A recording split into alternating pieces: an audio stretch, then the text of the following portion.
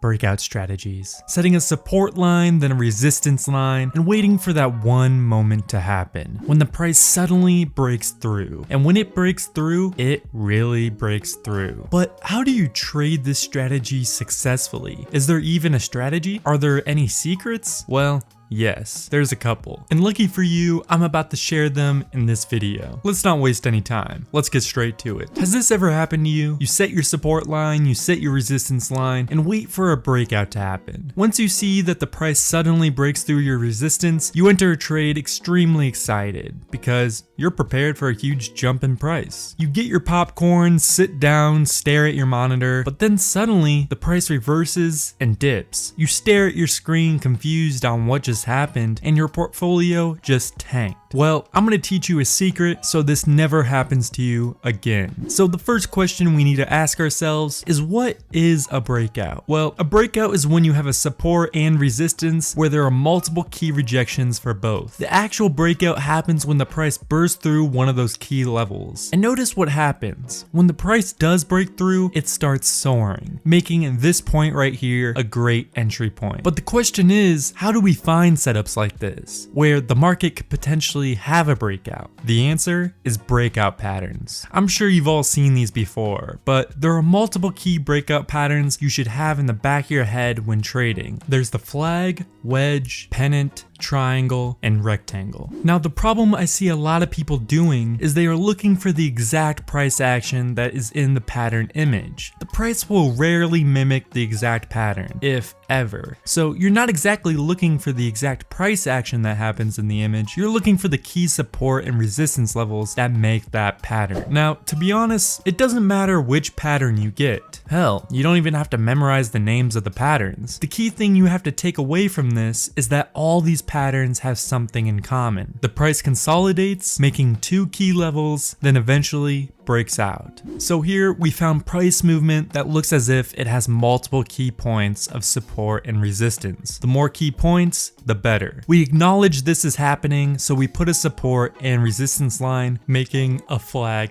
pattern. So far so good. But this is the point where people usually make the mistake. So what happens is people usually wait for a breakout in either direction. So once someone sees the price break through their resistance line, they immediately enter the trade right here. But it turns out it was a false breakout and the price reverses in the opposite direction. This specific trader would have lost a pretty decent amount of money. I'm going to show you how to prevent this from happening so we go in with a greater chance of the price going the direction we want it to. The first thing we need to understand is what's called momentum candles. Momentum candles can have many forms, but usually it's one big candle with a large body, or three medium-sized candles all going in the same direction. These two forms of momentum candles are going to be what we are looking for. Let me show you an example. So in this example, we have a set of multiple higher highs, so we set a resistance level right here. Then we have a key support level here because the price reversed multiple times at this level, and now we wait. We see a pretty decent sized candle form, and then it breaks the resistance level. This matches our definition for a momentum candle. The problem is only the tip of it broke out, so we are not counting this as a momentum candle. For us to be able to count this as a momentum candle, the majority of the body would have had to been crossing the resistance level. We would also consider this a momentum candle if another green candle appears outside of the line like this. But unfortunately, it was a red candle instead, so we ignore the signal. Let me show you another example. So here we have our support and resistance level set up. The price moves and a decent sized candle breaks through our resistance. It's not a momentum candle because it does not have a big body, so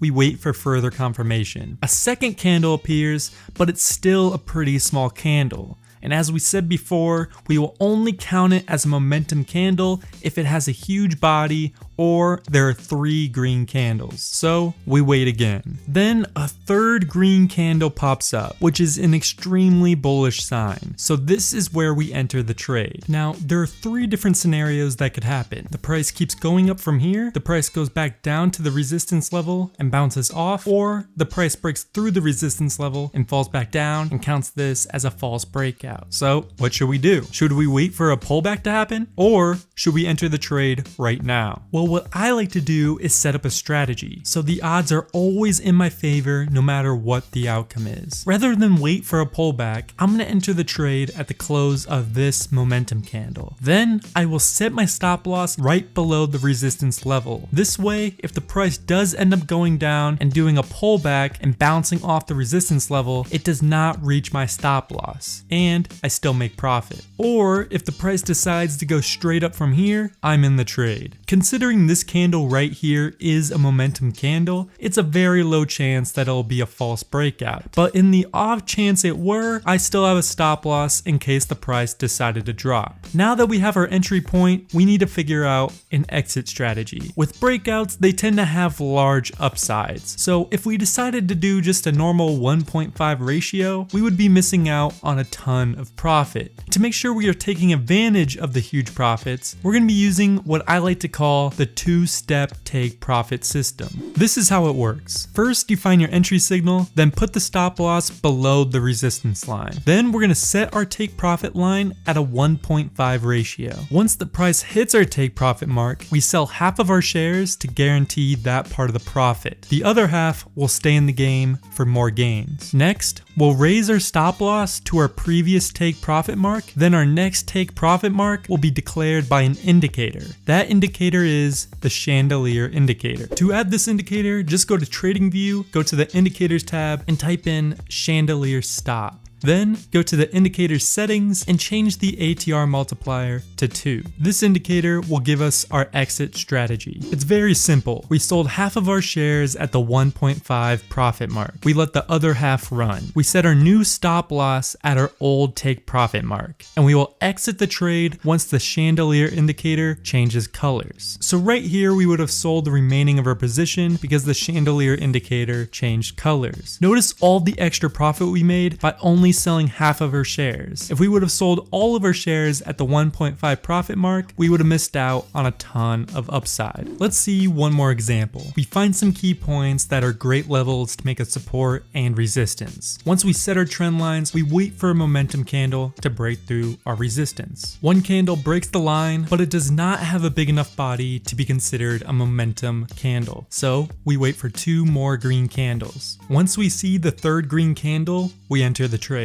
We then put our stop loss below the resistance line and set our take profit to a 1.5 ratio. We then wait for the price to hit our take profit, then we sell half of our shares. After we sold half of our shares, we move our stop loss to our old take profit mark. Then we turn on the chandelier indicator. We then wait to sell the other half of our shares until the chandelier indicator turns colors. Once it does, we exit the trade. I just showed you some secrets to make your breakout trading game that much better. All I ask in return is if you take 2 seconds out of your day and like this video. If you want to see part 2 of this video and make this strategy even more profitable, check out this video, and thanks for watching, and I'll see you guys next time.